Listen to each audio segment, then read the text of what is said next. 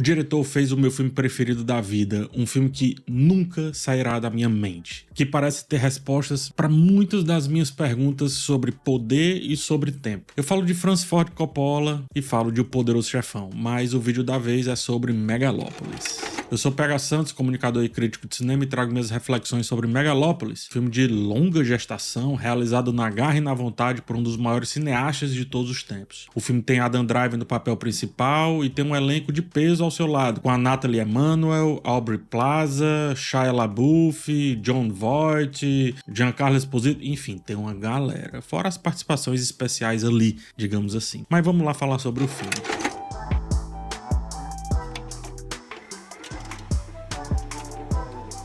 O enredo do Megalópolis nos leva a refletir sobre o futuro a partir de um passado utópico, isto é, e se Roma tivesse continuado e Nova York fosse, na verdade, uma nova Roma, né? A partir dessa premissa, a história nos apresenta um cientista que descobre um novo elemento químico capaz de, finalmente, interromper um fluxo de decadência que se arrasta desde que o mundo é mundo. Esse cientista, o César, né, nome bem sugestivo, deseja criar a Megalópolis, a partir justamente desse elemento, das proezas magnânimas desse elemento que quase que cura a vida também. E assim, essa Megalópolis teria um design voltado para o bem-estar supremo e para a ideia de que as pessoas merecem muito mais do que as estátuas decadentes da antiga Roma, que nem mesmo a nova Roma quer mais. A proposta do filme é bem ousada, tanto pro filme quanto pro personagem, tá? Ou seja, tanto olhando pro filme de fora para dentro quanto de dentro para fora.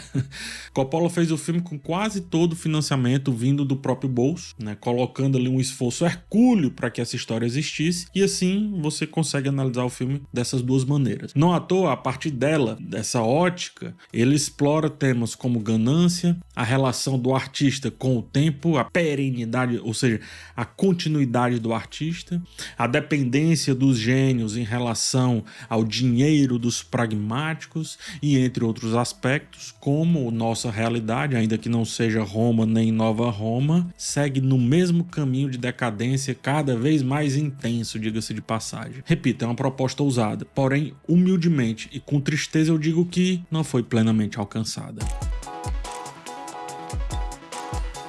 Uma das grandes fragilidades do filme está na montagem, que não consegue validar e nem justificar o ritmo inicial, o ritmo da primeira metade. Em dado momento, Megalópolis passa de um filme quase devoto aos temas de egocentrismo, progresso e mais do que todos, né, na nossa relação com o tempo, como eu já adiantei, para justamente tentar dobrar o tempo no meio. Em outras palavras, torna-se refém de uma pressa que, se pretendia dialogar com a maneira como o protagonista domina esse elemento imaterial da nossa existência, acabou sacrificando excelentes componentes da narrativa, sobretudo a coerência. É bem verdade que o protagonista está todo tempo dizendo que, ora, se nós criamos Deus, então nós podemos criar outras coisas. Se nós criamos Deus, e assim sucessivamente. É uma alusão a essa ideia de que a gente também se criou a ideia de tempo, né? Tempo não existia, nós que criamos a ideia de tempo. Então, também nós podemos controlá-la. Se você pensar dessa maneira, o Coppola até conseguiu controlar o tempo. Mas, a bem da verdade, da metade pro fim, a vontade era de, assim como César, dada a pressa do filme, era conseguir parar tudo aquilo dali com a força do pensamento,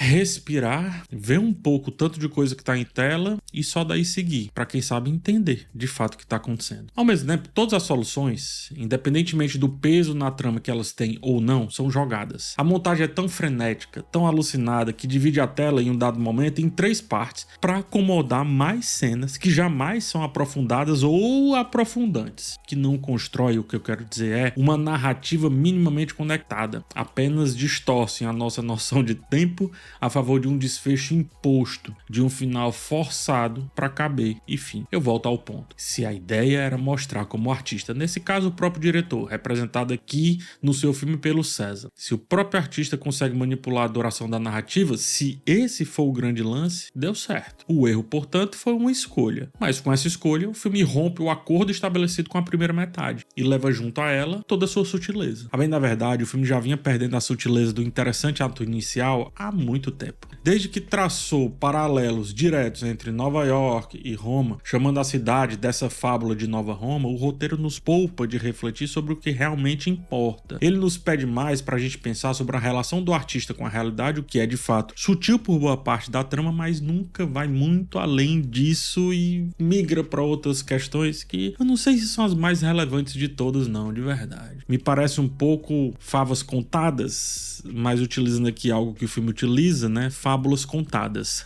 E nunca vai muito além dessa sutileza inicial. Gasta todo o restante da narrativa repetindo a mesma coisa tantas vezes que praticamente chama o público de burro. Sugere que não somos capazes de captar, por exemplo, a ascensão e queda do sonho americano e o mérito da nossa sociedade a partir da reconstrução e queda de uma família mafiosa, como fez no caso em Poderoso Chefão. Nesse sentido, a personagem da Aubrey Plaza, né, a Wow, talvez seja o artifício mais equivocado do roteiro. Apresentada como um corpo a ser utilizado tanto por ela quanto pelos outros, no caso ser utilizado como uma chave para tudo que deseja, ou quase tudo, a sua personagem é praticamente um texto gigante em tela que anda, tem braços e pernas, escrito assim, ganância. Ela fala dizer assim, virar pra tela, quebrar a quarta para dizer: eu sou a ganância. Só isso, para ficar mais explícito. Assim como suas atitudes não oferecem meios termos, Megalópolis parece assumir cada vez mais a personalidade da WoW, ou seja, sem meias propostas. Ganância é ganância, egocentrismo é egocentrismo, o charme de César chega a ser quase um superpoder de um X-Men, e assim a trama segue em uma linha reta, imutável, fingindo que é torta, mas não. Tudo é o que é e ponto final, apenas parece estapafúrdio, mas nem é. Aos poucos o filme vai tirando o peso da inicial audácia e vai se tornando quase comum. Com a pressa, um comum quase ordinário. Ainda sobre o ditatismo, o personagem do Lawrence... O personagem do Lawrence Fishburne, o Fundy, literalmente escreve em tela o que está acontecendo ou o que está por acontecer. Literalmente mesmo, tem texto. Eu faço bom uso dessa palavra aqui. Junto com essa narração irrelevante dele, a montagem aposta numa quebra de capítulos que não consegue demonstrar passagem de tempo e tampouco forçar pontos de virada nessa história. Não, é retilíneo. Como eu estava dizendo, é reto e é isso mesmo. A narração e essas capitulagens aqui do filme são dois elementos que levam a lugar nenhum, que expõem mais claramente o que as cenas já sugerem por si só e, novamente, nos trata como se fôssemos incapazes de entender a tela. De entender, por exemplo, que o florescer de uma laranja representa a morte de um passado que precisa ceder espaço para que essa laranja cresça. Tô falando de novo de O Poderoso Chefão, mas só para criar a percepção de que um diretor conhecido pelas suas alegorias aqui abriu mão delas no seu projeto, segundo ele, mais destemido de todos desde Apocalipse Now. Inclusive, o suposto conhecedor dessa história, né, esse narrador e o personagem do Lawrence Fishburne, nos abandona. Quase como se desistisse de tentar contar o restante do filme, como se não tivesse preparado para aquele desarranjo final. Ora, também pudera. O enredo vai ficando cada vez mais sem pé nem cabeça, a ponto de nem mesmo a narração forçada conseguir acompanhar nada. Piora, o personagem do Lawrence Fishburne nunca ganha o peso prometido por ter sido essa espécie de mestre de cerimônias, o sujeito que sabe mais até do que a gente. E nunca faz sentido estar na trama, menos ainda conhecer mais sobre ela do que nós. Muito mais, eu diria. Parece que ele nos esconde coisas. E aí, para não contar, ele vai embora.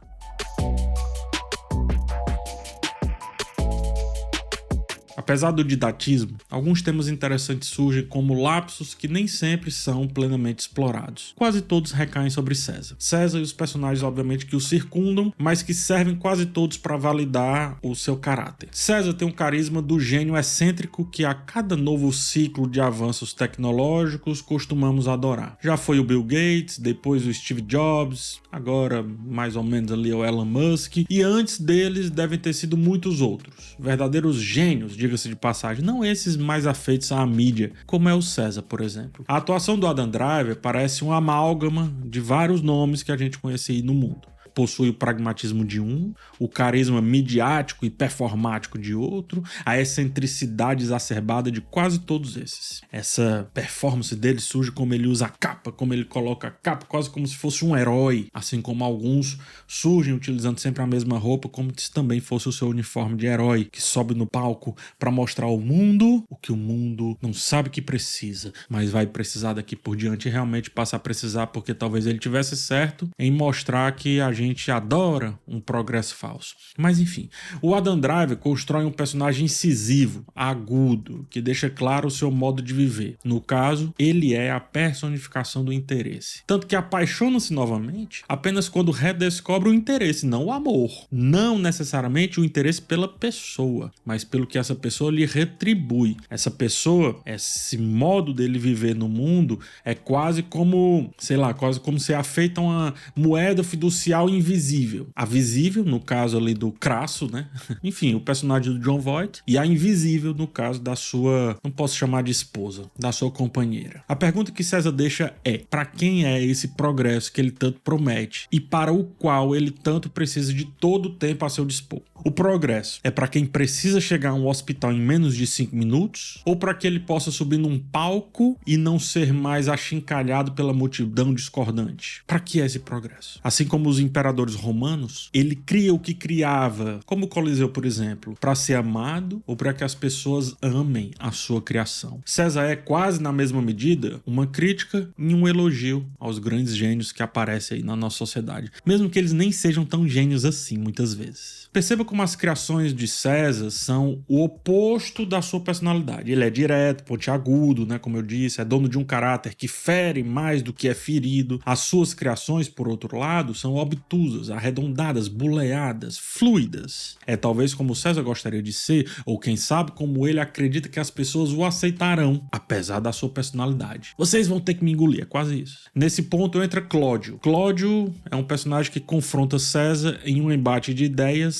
e de visão de mundo. Ambos desejam poder, é fato, mas escolhem caminhos diferentes para alcançá-lo, ou talvez nem tão diferentes assim. Cláudio é vivido pelo Shia LaBeouf, que surge inicialmente como uma espécie de coringa na trama, aqui no sentido do arquétipo teatral, não no sentido do personagem dos quadrinhos. Ele é um bobo da corte, pronto para bagunçar a corte, e ele entrega, ou melhor, ele encontra no senso comum aquilo que o povo gosta e compreende, enquanto César busca esse apreço por meio de ideias complexas e por isso mais difícil de compreender a princípio. Por isso ele precisa ser performático, teatral, tanto que a sua criação precisa também ser usada para ser assimilada. As pessoas que recusam acabam não levando César tão a sério. As pessoas que emergem naquilo dali têm César como esse verdadeiro gênio, criador, um totem sagrado. Para Cláudio, basta um megafone.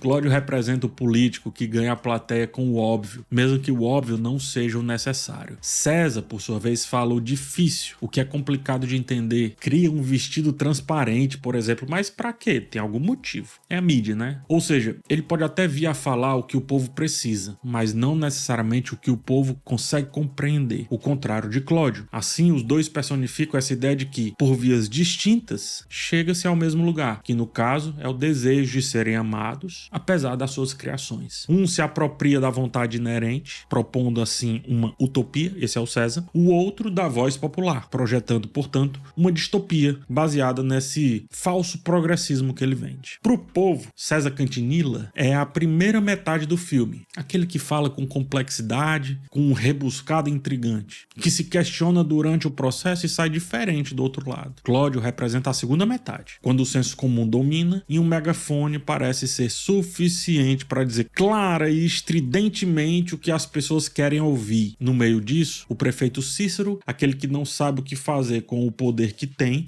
seja porque a burocracia o limita, seja porque a ama ou simplesmente porque não sabe viver sem ela e apesar dela. Cícero representa o pregresso que atrapalha o progresso dos dois personagens, que nesse caso é o vilão e o propenso mocinho. E aí, se o filme se assemelha a um final de novela, onde o público talvez receba o que deseja, isso acontece porque estamos mais acostumados a seguir os Cláudios que cruzam a nossa vida do que talvez os Césars. Por isso a complexidade de César é transformada num final de filme novelesco, com a punição dos errados, a vingança dos desvaiados desvairados, o amor dos carismáticos e a redenção dos que um dia pareciam perdidos. Se faltou The End ao final, em minha mente ele apareceu. Afinal, é uma fábula. Ou pelo menos foi isso que o diretor disse lá no começo do filme. A partir dessa percepção, o filme aponta que estamos vivendo em uma nova Roma, uma sociedade decadente que não abraça o verdadeiro progresso, aquele que de fato é útil, digamos assim, ou pelo menos se vende como útil. Um progresso que se mistura com elementos reais e concretos, como um avanço químico, que é mais ou menos isso que o César propõe. Em vez disso, aceitamos cada vez mais o progresso vindo dos megafones, que à primeira vista vende muito mais do que a ideia de uma esteira que nos leve ao hospital em 5 minutos. Afinal, o apogeu de Roma foi real. Ela existiu. Roma existiu. Quando falamos de sua queda, perceba, falamos de outros apogeus. Falamos de uma nova Roma, Bizâncio, Constantinopla, ou mesmo uma que nunca caiu, Istambul, por exemplo. Ou seja, estamos em constante declínio. E enquanto continuarmos seguindo Cláudio e rejeitando propostas mais concretas e audaciosas, que ainda que ditas por figuras abjetas, dizem o que precisamos ouvir, continuaremos caindo para trás e não para frente, como vemos na cena em que César demonstra o seu poder de parar o tempo. Trocando em miúdos, tá? Para ficar mais claro. Preferimos a figura que nos agrada ao invés de encarar a complexidade que nos desafia. E assim,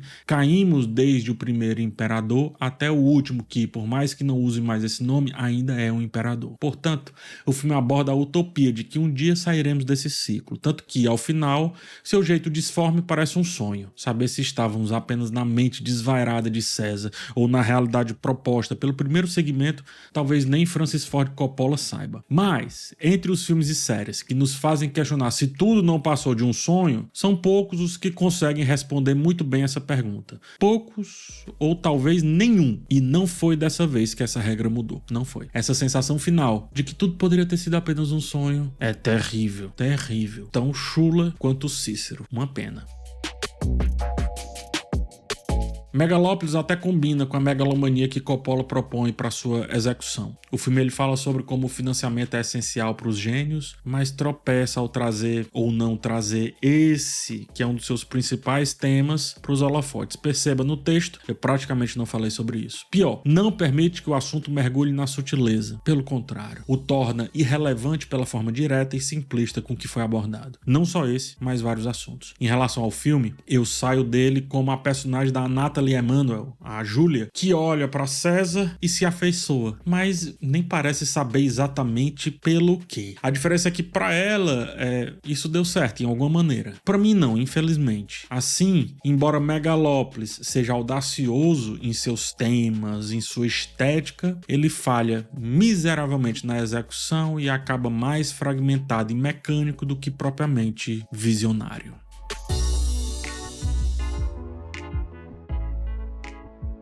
E é isso. Muito obrigado por ter chegado até o final desse vídeo. Agora eu te peço seu like e também a sua inscrição aqui no canal. A gente se encontra numa próxima oportunidade. Um forte abraço em vocês e tchau.